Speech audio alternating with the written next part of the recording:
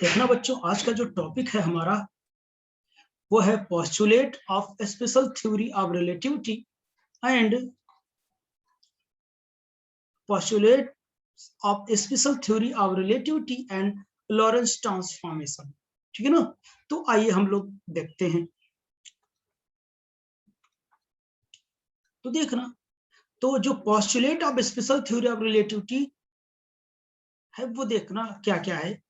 All the fundamental laws of physics are same in every inertial frame of reference।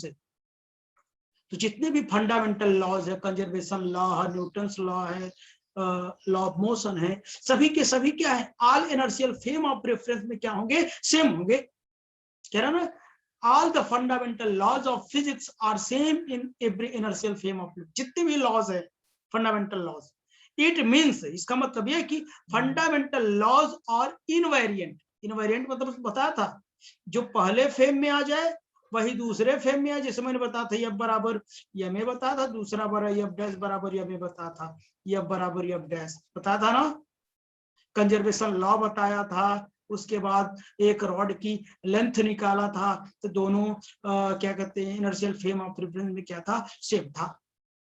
तो fundamental laws are invariant in frames which moves with constant velocity relative to each other. जिसमें से एक frame of reference क्या करेगा, दूसरे के respect में क्या करेगा, वी वेलोसिटी से मूव कर रहा होगा। आपने पिछला जो लेक्चर पढ़ा होगा तो वहां से ये सारी बातें मैं डिस्कस कर चुका हूं गैलीलियन ट्रांसफॉर्मेशन के दौरान। ठीक है ना। तो इसमें दूसरा नंबर, तो इसमें समझ में सभी जितने फंडामेंटल लॉज होंगे सभी inertial frame of reference same होंगे, यानी इनवेरिएंट होंगे। दूसरा number, the speed of light is same in all inertial frame of reference. जो स्पीड ऑफ लाइट है c 3 × 10⁸ मीटर पर सेकेंड, इसकी खास बात क्या है, सभी फ्रेम ऑफ रेफरेंस में इसकी स्पीड सेम होती है। तीसरा number, time is relative, it means t dash does not equal to t। अभी जब मैं गैलीलियन ट्रांसफॉर्मेशन पढ़ता था, यहाँ जो टाइम था वो रिलेटिव नहीं था, बल्कि क्या था, अब्सोल्यूट था। यहाँ पे टाइम अब्सोल्यूट नहीं बल्कि क्या है, रिलेटिव। अब्सोल्यूट होने का मतलब सभी फ्रेम ऑफ रेफरेंस में वो क्या रहेगा, सेम रहेगा। रिलेटिव का मतलब सभी फ्रेम ऑफ रेफरेंस में वो सेम नहीं रहेगा। तो आइए अब हम लोग बात करते हैं गैलीलियन वो लॉरेंस ट्रांसफॉर्मेशन की। लॉरेंस ट्रांसफॉर्मेशन में क्या होगा, the transformation equation suitable for the special theory of relativity must fulfil the following requirements. यानी लॉरेंस ट्रांसफॉर्मेशन तभी होगा जब ये जो फॉलोइंग रिक्वायरमेंट्स हैं अगर उनको पूरी तरीके से फुलफिल कर देता है, तो ऐसे ट्रांसफॉर्मेशन को लॉरेंस ट्रांसफॉर्मेशन कहते हैं। तो ये जो रिक्वायरमेंट्स है वो है क्या क्या। पहला number, the speed of flight c must have same value in every inertial frame of reference में, सभी inertial frame of reference में इसकी वैल्यू सेम होनी चाहिए। दूसरा number, transformation equation must be linear. Must be linear होने का मतलब क्या होगा कि वो क्या हो, यूनिफॉर्म हो। कैसा हो, uniform. Since any uniform translatory motion relative to one inertial frame inertial system must be able to uniform. कैसा हो, यूनिफॉर्म हो। ठीक है ना। तो दूसरे फ्रेम ऑफ रेफरेंस के रिस्पेक्ट में उसकी जो वो क्या हो, यूनिफॉर्म हो। ट्रांसफॉर्मेशन कैसा बच्चों, यूनिफॉर्म हो। ठीक। Next number, they should not be based on absolute time. ये एब्सोल्यूट टाइम पर बेस्ड नहीं है, ना तो एब्सोल्यूट स्पेस पर बेस्ड है। मैंने बताया क्या हो चुका, रिलेटिव होता, एब्सोल्यूट गैलीलियन में होता था। इसका मतलब क्या, t does not equal to t। ठीक है ना। तो आइए अब आगे देखते हैं हम लोग। Let us consider two frame of reference s and s dash such that s dash moving with a constant velocity v relative to s in positive x direction। अब यहां से प्रूव करना मैं शुरू करूंगा। यानी दो फ्रेम ऑफ रेफरेंसेस है, एक यस है दूसरा यस डैश है। एक क्या करेगा, जो यस डैश होगा यस के रिस्पेक्ट में v कांस्टेंट वेलोसिटी से मूव करेगा। कांस्टेंट वेलोसिटी से मूव करने का तात्पर्य यह है कि वो कैसे होगा, इनर्शियल फ्रेम ऑफ रेफरेंस। मैंने बताया था यहाँ सभी के सभी जो फ्रेम्स फेम ऑफ रेफरेंसेस होंगे, हम कैसे पढ़ेंगे, सभी के सभी इनर्शियल होंगे। कैसे होंगे बच्चों, इनर्शियल फेम ऑफ रेफरेंस होंगे।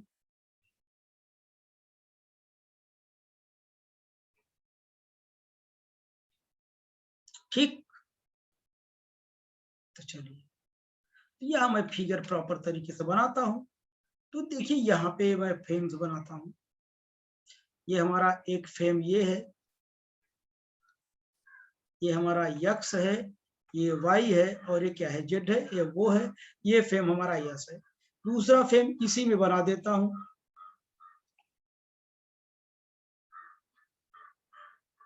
दूसरे कलर से भी बना सकते हैं आप, कोई दिक्कत नहीं।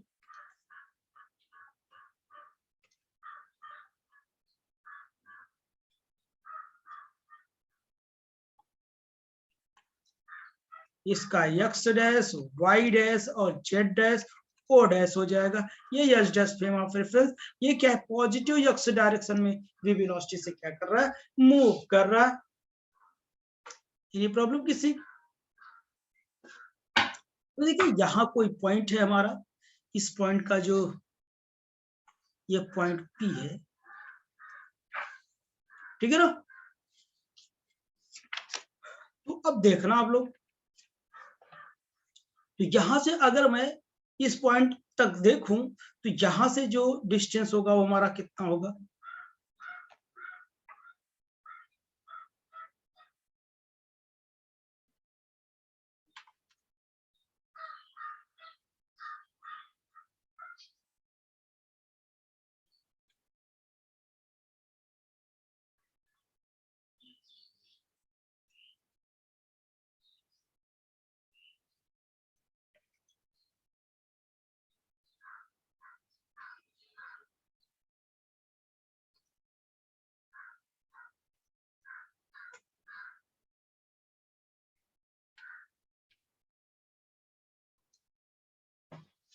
ये पी हो जाएगा। और इसकी जो वेलोसिटी होगी कैसी होगी,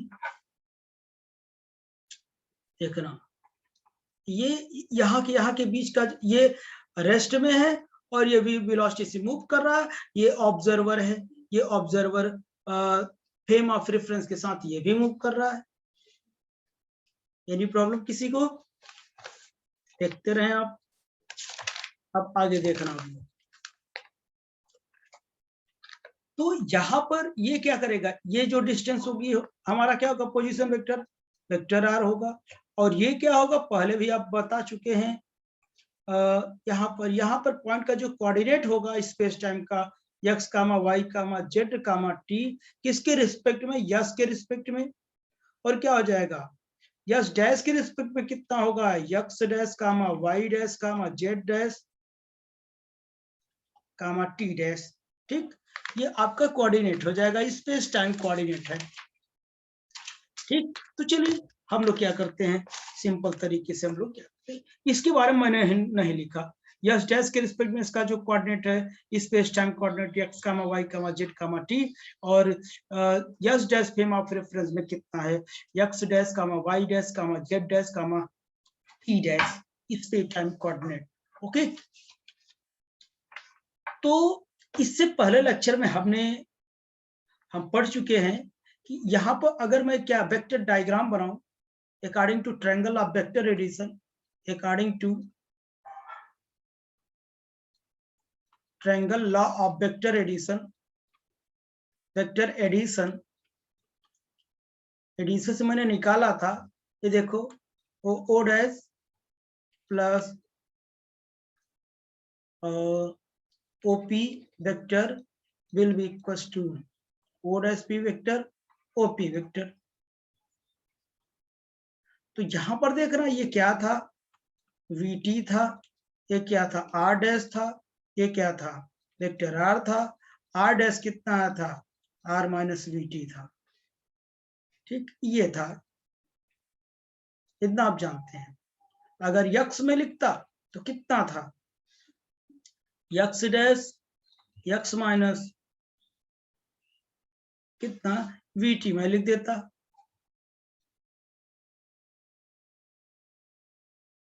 ठीक,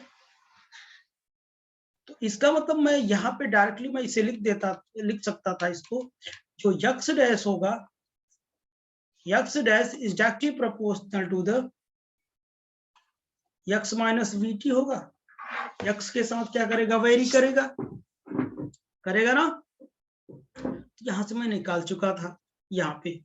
तो अब देखते जाना आप लोग, जो यक्स डैश है, अगर यहां से हम प्रोपोर्शनलिटी हटाते हैं तो ये कांस्टेंट ले लूंगा के, इसके का जो वैल्यू होगा कुछ नहीं, बस प्रैक्टिकल वैल्यू कितनी 1 आप रख सकते हैं, ठीक है ना, कोई दिक्कत नहीं, क्योंकि हमको पता है कि x dash will be equal to x minus v t. अगर प्रोपोर्शनलिटी फॉर्म में लिखा तो 1 लिखा है, 1 मतलब क्या, के, ठीक है ना।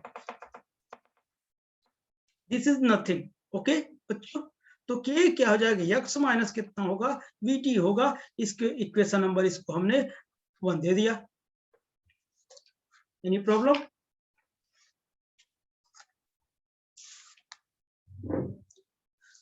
अगर मैं फर्स्ट पोस्टुलेट यूज करूं, using first postulate, using postulate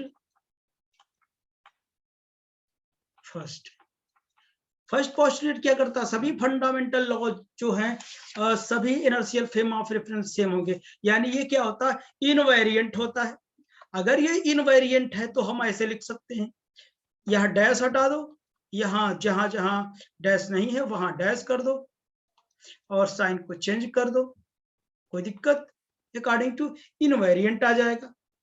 और नहीं भी जानते तो वैसे भी अगर यक्स की वैल्यू मैंने ये लिखा था, यक्स माइनस वी टी लिखा था, x will be equal to लिखो x dash plus v t, आ गया नहीं। अगर यक्स निकालते, लेकिन लिखना ऐसे नहीं, हमको इनवेरिएंट को क्या करना है, अप्लाई करना है। तो फर्स्ट पोस्टुलेट से ये आ गया, ये इक्वेशन नंबर हमारा क्या हो जाएगा, सेकंड हो जाएगा। अब टाइम क्या है, टाइम यहां पर रिलेटिव है, ठीक है ना। अब देखिए, putting the value of x dash in equation second from 1 से सेकेंड में रखेंगे, यानी इसकी वैल्यू उठा के हम यहां पर रखेंगे। देखना, बस जस्ट मैथमेटिक्स है, बस मैथमेटिक्स है। तो देखो, ये यक्स है हमारा, यहाँ पे लिखा, के लिखा, ब्रैकेट बनाया, ध्यान सुनना, मैंने के लिखा, ये के है, एक के और लिखा मैंने, एक के, इसकी जगह मैं ये वैल्यू रखूंगा, यक्स माइनस वी टी और प्लस कितना, we t dash. Any problem किसी को? यहां से देखना, इसे मैं खोल दूं अगर, तो कितना हो जाएगा, इसका के का मल्टीप्लाई कर देता हूं, के स्क्वायर हो जाएगा, कितना हो जाएगा बेटा, एक्स माइनस वी टी हो जाएगा प्लस के v t dash. Any problem? इतनी बात मैं लिख सकता हूं। अब देखना मैं क्या करता हूं, इसको इधर रखता हूं, इस स्टेप को मैं इधर रखता हूं, ये नेक्स्ट पेज में देखता हूं मैं। तो मैं एक बार और लिख लेता हूं, यही x will be equal to k square x minus के स्क्वायर वी टी, ये मल्टीप्लाई भी कर देता हूं ना, इसका इसमें मल्टीप्लाई भी कर देता हूं, वही कर रहा हूं। तो वी टी प्लस कितना हो जाएगा, के वी टी डैश हो जाएगा। एनी प्रॉब्लम किसी को?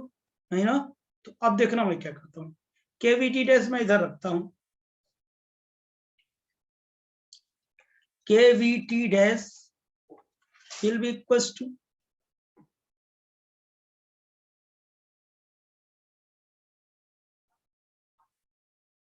इधर ले गया और इसको इधर ले जाऊंगा,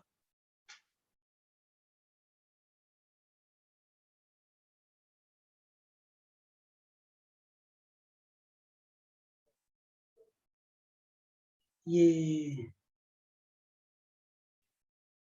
सारे टर्म को उधर ले जाऊंगा, माइनस के square x plus k square v t, k v t dash will be equal to कितना हो जाएगा, के स्क्वायर वी टी को मैं ऐसे लिख दिया, प्लस इन दोनों में से क्या कॉमन ले लिया, यक्स कॉमन ले लिया, जब यक्स कॉमन ले लिया 1 माइनस के स्क्वायर बच गया, देखते जाओ, यहां से टी डैश में निकालना चाहूंगा, यहां से डिवाइड करो, को डायरेक्ट लिखता हूं, या लिख दो k square v t by के वी प्लस यक्स बाई के वी 1 माइनस के square t dash will be equal to, एक के से वी कट जाएगा और ये कट जाएगा, यानी के टी बचा, प्लस कितना बचा, यक्स बाई के वी 1 माइनस के स्क्वायर, इक्वेशन नंबर 3, राइट। अब हम सेकेंड एंड थर्ड पोस्टुलेट दोनों यूज करेंगे, using second and third postulate,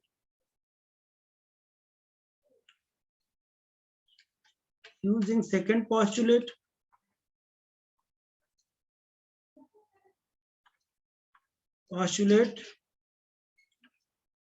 also third भी लगाऊंगा। तो अब देखना मैं क्यों लगा रहा हूं ऐसा, आपको समझ में आ जाएगा। सेकेंड पोस्टुलेट क्या करता है, कहता है कि सभी इनर्शियल ऑफ फ्रेम में क्या होता है कि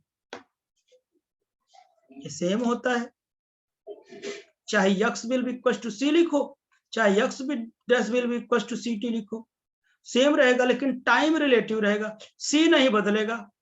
कह रहे हैं ना, सी सभी inertial frame of reference same रहेगा। अगर मैं distance will be equal to speed में टाइम लिख दूं मैं,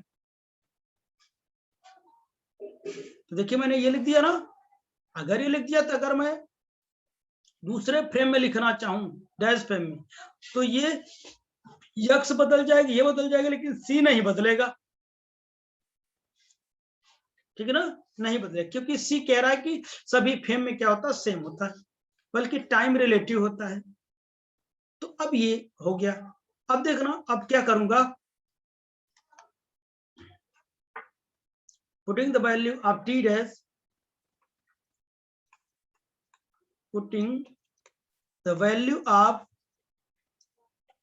t dash in x dash will be equal to ct dash। अब ये जो t की वैल्यू है हम इसमें रख देंगे,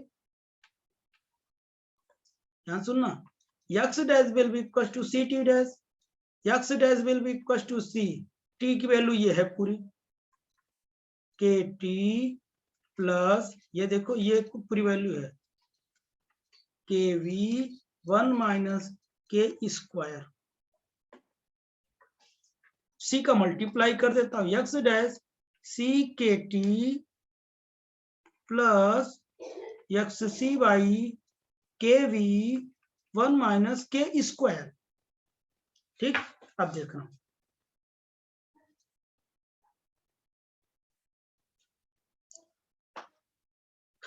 अब बच्चों देखना, इसका मैं क्या करता हूं,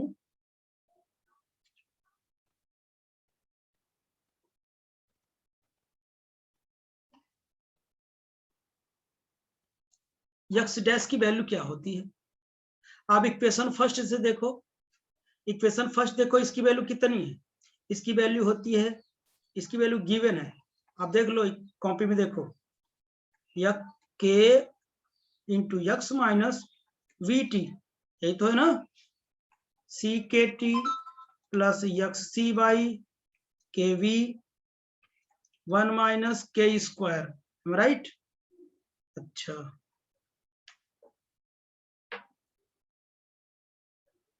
इसे सॉल्व कर लो,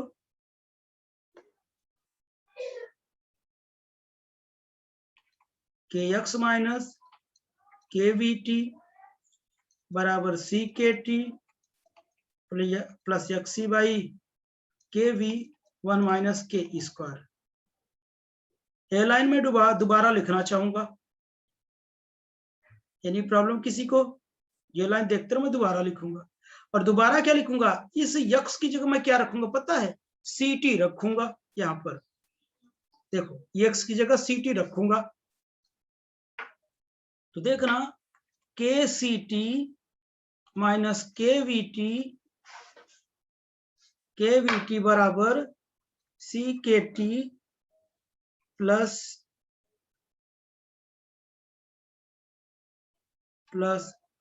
XC बाई KV 1 माइनस के स्क्वायर।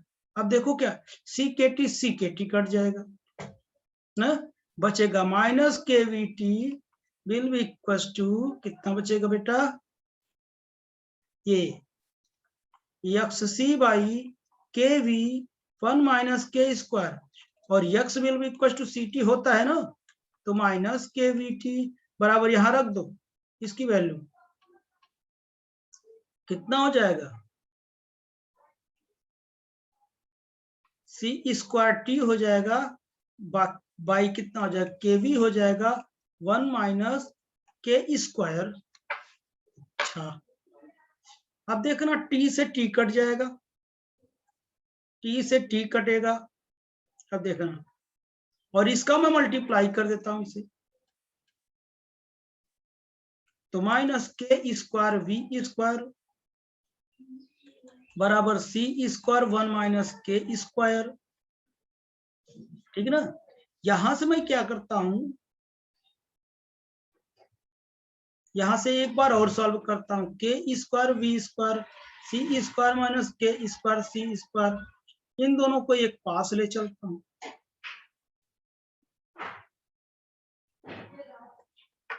तो के स्क्वायर C स्क्वायर इसको इधर ले गया तो प्लस हो गया, माइनस के स्क्वायर V स्क्वायर बराबर C स्क्वायर। अब यहां से कॉमन ले लूं, C square minus V square बराबर C स्क्वायर। यहां से अगर मैं k की वैल्यू निकालना चाहूं तो C square by C square minus V square, और k square will be equal to, इस C स्क्वायर को नीचे लाता हूं मैं, या मैं ये कह लूं कि नीचे से क्या कर दूं, C कॉमन ले लो, C स्क्वायर में कॉमन ले लिया, 1 minus V square by C square, ये कट जाएगा, तो k square will be equal to 1 by 1 minus V square by C square. ठीक, ये चीज मैं पेज आगे पेज में लिखता हूं, k square will be equal to 1 by 1 minus V square by C square. K की वैल्यू कितनी आई, 1 बाई रूट में 1 माइनस V स्क्वायर बाई कितना C स्क्वायर, ये के की वैल्यू हो गई। ये जो के की वैल्यू अभी मैं लिखता था, जो गैलीलियन ट्रांसफॉर्मेशन में क्या था, के की वैल्यू 1 थी, लेकिन लॉरेंस ट्रांसफॉर्मेशन में के की वैल्यू कुछ और आई। ठीक है ना, तो ये के की वैल्यू मुझे यही वेरी करता था गैलीलियन ट्रांसफॉर्मेशन में, वहां 1 आप एडजस्ट करते थे, यहां पर 1 नहीं लिखेंगे। अब इसी वैल्यू को उठा के इक्वेशन नंबर फर्स्ट में हम क्या कर देंगे, पुट कर देंगे। The value of k putting in equation first, अगर फर्स्ट में हम पुट कर दें तो देखो फर्स्ट इक्वेशन हमारा क्या है, x dash will be equal to कितना था, k x माइनस VT था, यही तो था ना। अगर मैं यहां पुट कर देता हूं तो x dash will be equal to x minus VT divide by 1 minus V square by C square, ये हो जाएगा। क्यों, वो किधर चल रहा है, पॉजिटिव x डायरेक्शन में चल रहा है, केवल x डायरेक्शन में चल रहा है। ठीक, और ये क्या हो जाएगा, y में नहीं चल रहा है तो ये वही रहेगा, z में भी नहीं चल रहा है तो वही रहेगा, मतलब ये क्या हो गया, a हो गया, b हो गया और c हो गया। अभी मुझे टाइम भी निकालना है, ठीक है ना, तो ये देख रहा ना, लेकिन गैलीलियन ट्रांसफॉर्मेशन में नहीं था, फॉर लो वेलोसिटी के लिए। फॉर ये क्या है, जो वेलोसिटी होती है ये स्पीड ऑफ लाइट के काफी क्लोज होती है, लेकिन उसमें क्या होता है, v very very less than c। अगर वेरी वेरी लेस देन सी है तो इसको कम कर देंगे तो गैलीलियन ट्रांसफॉर्मेशन में कन्वर्ट हो जाएगा। आप समझ रहे मेरी बात? यानी जो गैलीलियन ट्रांसफॉर्मेशन लगाते थे वो क्या था, जो पार्टिकल की वेलोसिटी थी स्पीड ऑफ लाइट से बहुत क्या था, स्मॉल था। लेकिन लॉरेंस ट्रांसफॉर्मेशन में क्या था, स्पीड ऑफ पार्टिकल जो होगा स्पीड ऑफ लाइट के कंपेरेबल में होगा। ठीक बच्चों, इतनी बात समझ में आई ना? तो अब देखिए हम क्या कर देंगे, अभी तक तो टाइम में ऐसे लिख देता था, अब्सोल्यूट होता था, लेकिन यहाँ पे अब्सोल्यूट नहीं होता है, यहाँ पे बराबर नहीं होता। जब बराबर नहीं होता तो होता कितना है वो भी आइए हम प्रूव करके देख लेते हैं। ठीक है ना? तो अब देखना आगे, टू फाइंड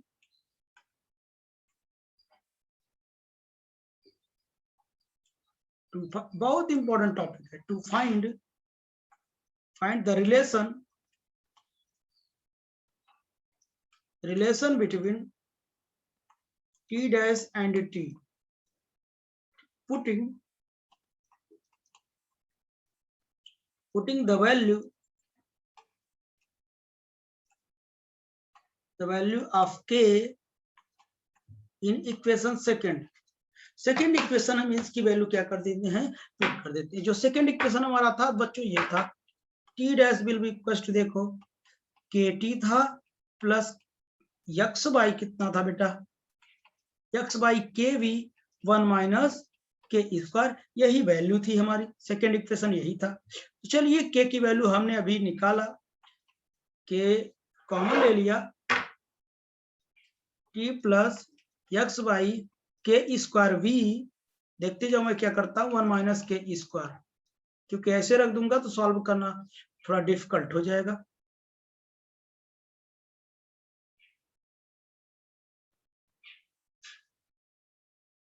तो अब देखना, तो टी डैश यहाँ के की वैल्यू रखता हूँ, के की वैल्यू रखने का तात्पर्य ये मतलब यहाँ 1 minus v square by c square, तो के इधर भी अभी यहाँ के नहीं रखूंगा, t plus x by v मैंने लिखा और के स्क्वायर को अंदर भेज दिया यहाँ पर, तो यहाँ पे 1 बाई के स्क्वायर माइनस 1 हो गया। ठीक, अब देखना मैं क्या लिखता हूं, यही लाइन एक बार फिर से लिख देता हूं, t dash will be equal to 1 by 1 minus v square by c square, bracket बंद किया मैं, टी अभी प्लस था तो यहां माइनस कर लिया, एक्स बाई वी जब माइनस ले लिया 1 माइनस 1 बाई के स्क्वायर, पहले इधर था तो माइनस कॉमन ले लिया, पलट गया। ठीक, अच्छा अब देखना क्या करता हूं,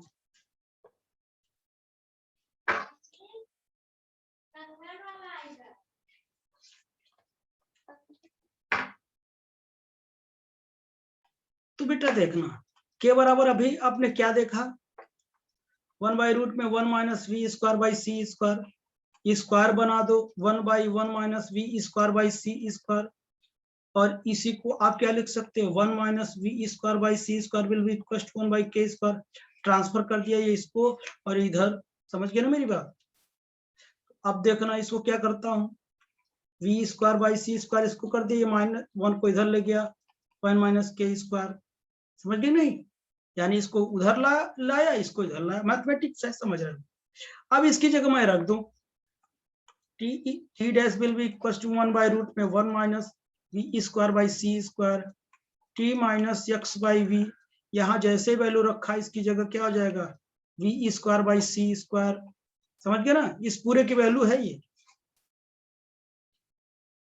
अब देखो एक वी से एक वी कट जाएगा, t dash will be equal to 1 by 1 minus v square by c square, bracket बंद, t minus x v by कितना c square, any problem, x v by c square, ये t है। ठीक है ना? तो ये टी की वैल्यू है, टी डैश की क्या है वैल्यू है, यानी इसका मतलब आपने देखा t does not equal to t, बराबर है नहीं बराबर है। ठीक, अब ये हो गया, ठीक है ना? तो ये सभी इक्वेशन एक बार सभी के सभी क्या करता हूं, साथ में लिख देता हूं सब, ठीक है ना। तो ये अभी टाइम भी निकला, टाइम भी निकला, तो यहाँ जो टाइम मैंने कहा था कि लिख दूंगा, यहाँ तो टाइम आ गया, ठीक। तो ये जो टाइम था यहाँ इसके बराबर नहीं था, जब बराबर नहीं था तो था कितना, कितना था हम वो लिखते हैं। तो t dash will be equal to कितना, कितना बच्चों, 1/1 minus v square by c square bracket में t minus x v by c square, ये है। यानी अब यही चारों इक्वेशन हमारा क्या है, लॉरेंस ट्रांसफॉर्मेशन, ट्रांसफॉर्मेशन, इसी की हमको तलाश थी, इसी की हमको तलाश थी। आपने देखा क्या, क्यों बच्चों, अभी गैलीलियन ट्रांसफॉर्मेशन क्या था, ये था x will be equal to -2, y dash will be equal to y, z dash by z, t dash will be equal to, ये गैलीलियन ट्रांसफॉर्मेशन। लेकिन अब ये क्या है, अभी टाइम रिलेटिव हो गया, पहले रिलेटिव नहीं था। अंतर समझ में, कोई पूछे तो आप ये याद रखें, ये चारों इक्वेशन याद करें, यही क्या है, गैलीलियन ट्रांसफॉर्मेशन है। फॉर लो वेलोसिटी पर ये क्या हो जाते हैं, ये गैलीलियन ट्रांसफॉर्मेशन बन जाते हैं। तो आई होप कि आपको ये टॉपिक समझ में आया होगा। एनी प्रॉब्लम किसी को, नहीं ना। तो आइए हम लोग फिर से कनेक्ट होते हैं। ओके बच्चों,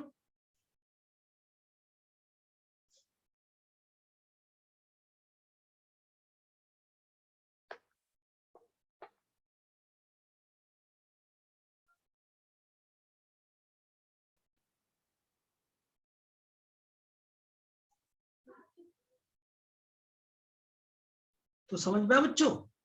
अगर क्या होगा, बहुत बहुत बहुत लेस हो जाएगा तो ये पूरा टर्म गायब हो जाएगा, जब पूरा टर्म गायब हो जाएगा तो गैलीलियन ट्रांसफॉर्मेशन बन जाएगा, अभी मैंने बताया।